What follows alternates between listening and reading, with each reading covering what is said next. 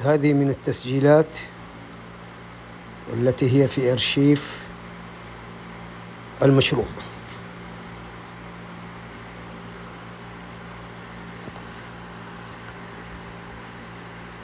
نختم بهذه، ولكن نبدأ في تحاورنا مع الذكاء الاصطناعي.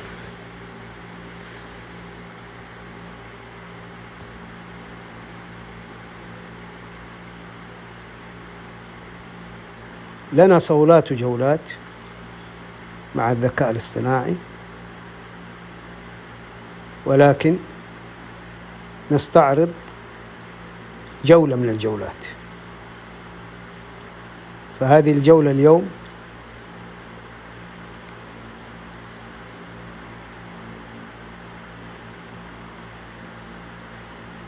بدأت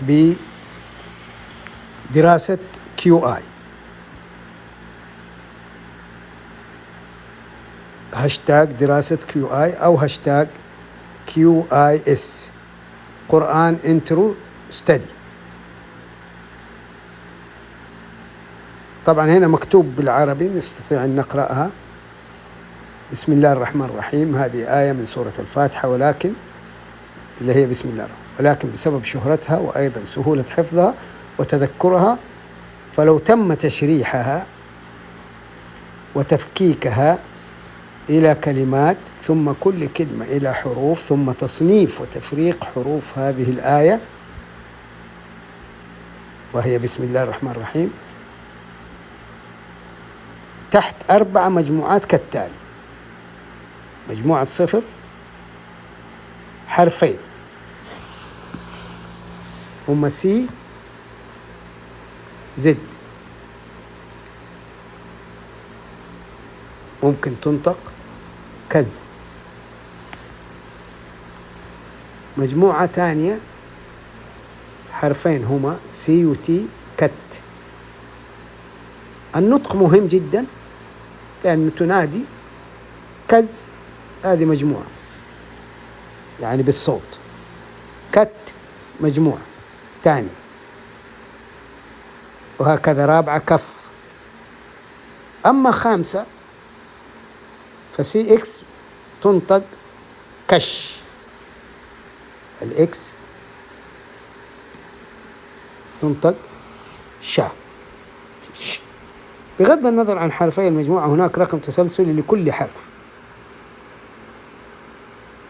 هنا الأرقام تسلسلية، بدل يعني لكل حرف مقابله رقم، باء أو بي، باء بالعربي وبي بالإنجليزي.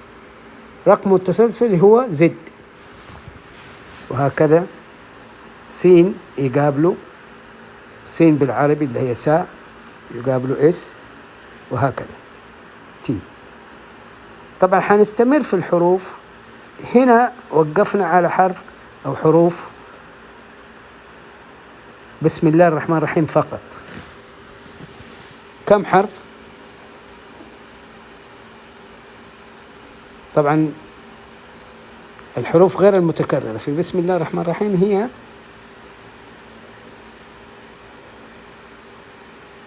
هذه الحروف، لكن مجموعها هو كم؟ أوكي، نشوف نحن وزن الحرف. وزن الأول 0، بعدين 2، بعدين 4، بعدين 5، بعدين 8.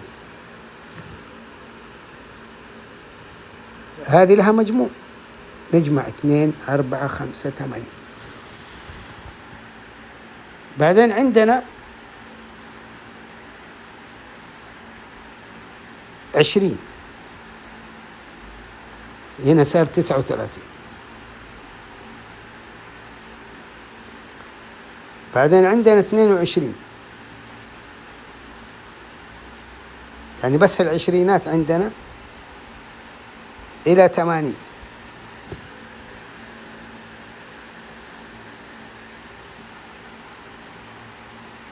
اللي هي حرفين تي زد وتي تقريبا أو 100. فعندنا 119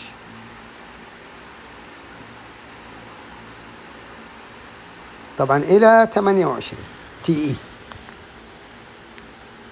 هنا البرنامج يعني أنت لو تقول تي يعطي في الكمبيوتر وفي البرمجة 28.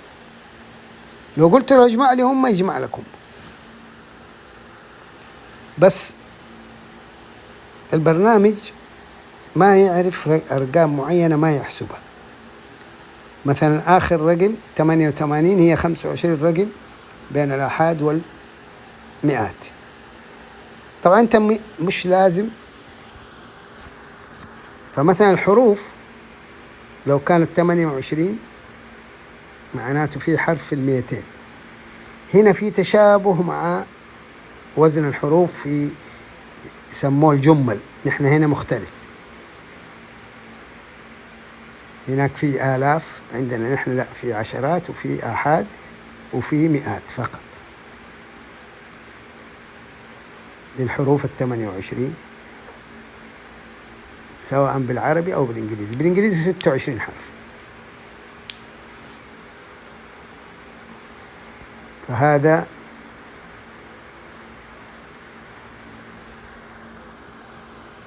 هنا طبعا نقرأ بالعربي. يبدو أنك تشير إلى تمرين تعليمي يتعلق بتصنيف الحروف والأرقام التسلسلية في سباق دراسة القرآن.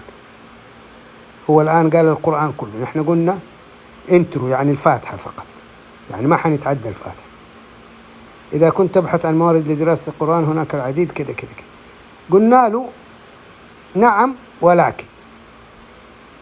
هنا طبعا نحن الذكاء الاصطناعي يعني تقريبا في المرحلة هذه الذكاء الاصطناعي ما بينشغل زي ما نحن بنشغله. يعني يمكن عدد الناس اللي بيشغلوه بمشاريع زي هذه يمكن ما يوصل 800 إلى الآن في العالم، يعني هذا مشروع كبير. فهنا نحن يعني حيصدر كتاب 20,000 صفحة مكتوب في هذه الأشياء طبعا باللغة الإنجليزية. وعندنا كتب صوتية كم ساعة، يعني ممكن الكتاب نفسه كل صفحة لها، يعني مثلا لو قلنا ربع ساعة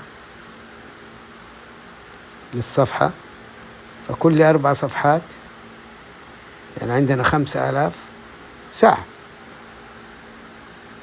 كل 4 صفحات ساعة، ففي 5,000 ساعة مثل هذا التسجيل. طبعا هنا يعني مهم جدا الصوت زي ما قلنا. هنا سمينا المشروع ديكشنري قرآن انترو لتر بوك ديكيولب.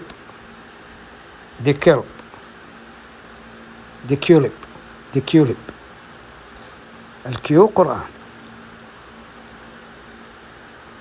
طبعا مهم اللغة الإنجليزية عشان إصدار الإيميل. حنصدر 2000 إيميل كعنوان. عندنا هذه الأشياء المرقمة. طبعا في الديكشنري ما نستخدم أرقام، يعني 80 هذه تصير إي زد 80، 20 تي زد. الآن بنكتبها يعني، بس هي بعد كده ما نكتب أرقام أبدا. فنكتب 20 بعدين thousands، أو نكتب بدل thousands M، المليون M. إذن عندنا 80,000 كلمة في المشروع. طبعا لو طلعنا كل 800 كلمة، كله 800 كلمة، فنقسم 80,000 على 800 فكم يطلع في كل عدد؟ مثلا لو بنسوي أعداد، يعني عندنا نحن 80,000، لو سوينا 10 ب800 هذه 8000، يعني 100 حلقة.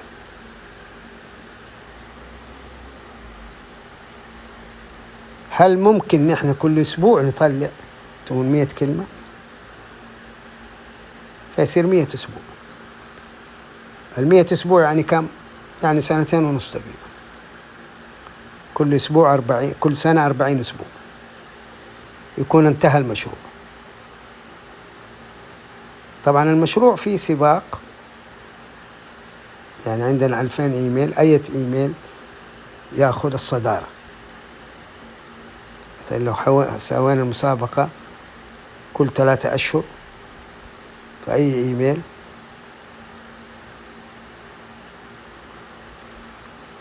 طبعا اتكلمنا إن كل إيميل 8 صفحات يحتوي على 400 كلمة مهمة، كلمة مهمة عالميا في الثقافات وفي كذا. وتكلمنا عن مصفوفة 8 في 5 ب40 من كاركترز. هنا كاركترز حرف، وكاركترز أيضا ممثل، فممكن يشارك 40 ممثل، فنحتاج 40 نص. يعني في كل حلقة لو في 40 كلهم يتكلموا، كل واحد يتكلم 2 دقيقة، فعندنا 80 دقيقة الحلقة. يحفظ النص ويقوله 2 دقيقة. طبعا هنا عبرنا عن المصفوفة تكون 5 الثابتة فيها اللي هي سمارت. طبعا نقصد ساينس سكولر، عالم في الساينس، عالم في الماث في الحساب، عالم في الآرت، عالم في القراءة، عالم في التكنولوجيا. هنا طبعا أجاد الذكاء الاصطناعي بتوزيع الماتريس، لأنه الماتريس حتكون 5 سمارت هذه زائد الحروف 8. الحروف 8 من زد إلى إي، بعدين تي زد إلى تي إف، دي 8. فهو وضعها هنا تي تي تي إف في لغة البرمجة. فقلنا له أنت ذكي very smart، فهل ممكن أني أنا أخذ المثال هذا اللي سويته يعني هذا نضعه في الكتاب، فسنضعه في الكتاب إن شاء الله. طبعا هذا الشرح بالعربي وأيضا بالإنجليزي، سيكون هناك شرح لكل من أراد أنه يدخل السباق. طبعا إيش الجوائز؟ زي جائزة نوبل، كل الجائزة حتكون جائزة فخرية بأنه أخذ جائزة، يعني زي الشهادة.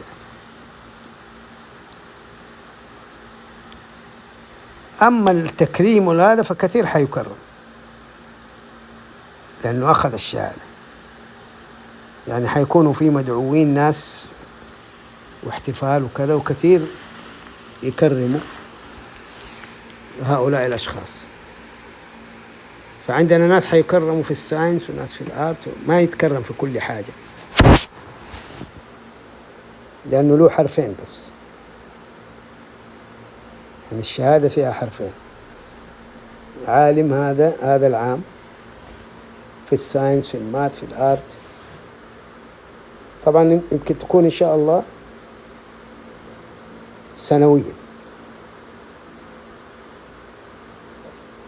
مثل جائزة نوبل.